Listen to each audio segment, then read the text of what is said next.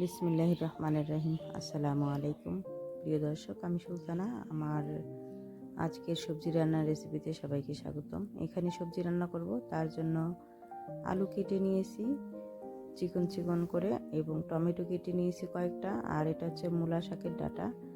এই আলুর সাথে মূলা শাকের ডাঁটা, টমেটো এবং সিম, আরও এইখানে আছে এই যে মূলা এবং গাজর আর কাঁচামরিচ, পেঁয়াজ, রসুন।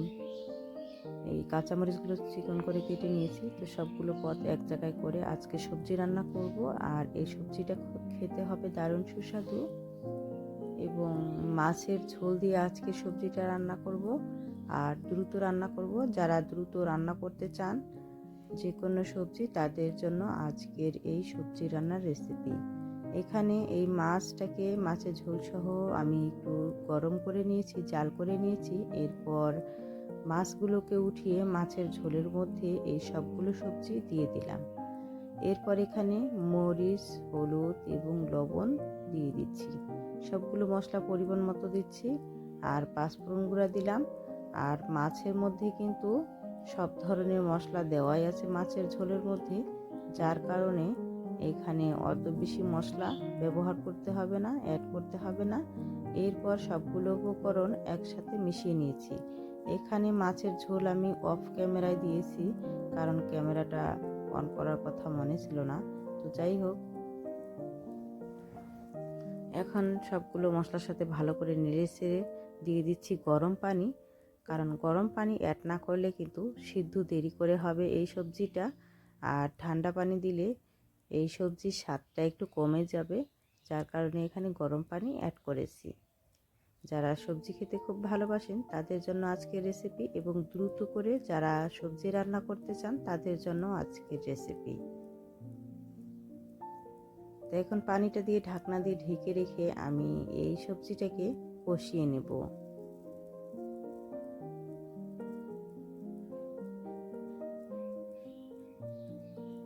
মাঝখানে ঢাকনাটা খুলে একটু নেড়ে দিচ্ছি, আর সবজির কালারটা কত সুন্দর হয়েছে দেখতে পাচ্ছেন, আর খেতেও কিন্তু মাশাআল্লাহ দারুণ হয়েছিল। আবারও ঢাকনা দিয়ে ঢেকে রেখে আমি সবজিটাকে ভালো করে কষিয়ে নিচ্ছি। এইভাবে ঢাকনা দিয়ে ঢেকে রেখে কয়েকবার ঢাকনা খুলে নেড়ে দিবেন এবং সবজিটাকে ভালো করে কষিয়ে নেবেন, তাহলেই খেতে ভালো লাগবে। পানিটা শুকিয়ে গেছে, এখন দিয়ে দিব ঝোল।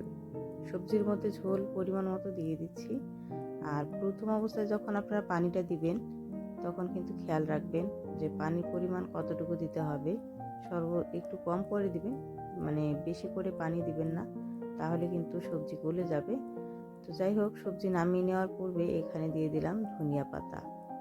আর হাতের কাছে যদি ভাজা জিরার গুঁড়া থাকে তাহলে অ্যাড করতে পারেন। আমি আর এখানে কোনো ভাজা জিরার গুঁড়া অ্যাড করব না, কারণ মাছের ঝোলের মধ্যে কিন্তু পর্যাপ্ত পরিমাণ মশলা থেকেই গেছে। তো যাই হোক, সবজিটা এখন কিছুটা সময় ঢাকনা দিয়ে ঢেকে রেখে তারপর পরিবেশন করে নেব। আর গরম গরম ভাতের সাথে কিন্তু খেতে খুব ভালো লাগে এরকম সবজি, রুটির সাথে খেতেও ভালো লাগে। আপনারা একবার ট্রাই করে দেখুন। আর আপনারা কেমন করে সবজি রান্না করেন সেটাও আমাকে কমেন্টে জানাতে পারেন, আমিও ট্রাই করব ইনশাআল্লাহ। সবজি হয়ে গেছে, এখন পরিবেশন করে নিচ্ছি।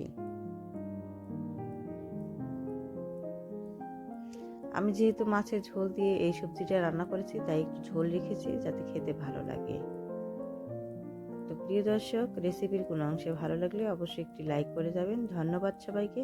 আল্লাহ হাফেজ।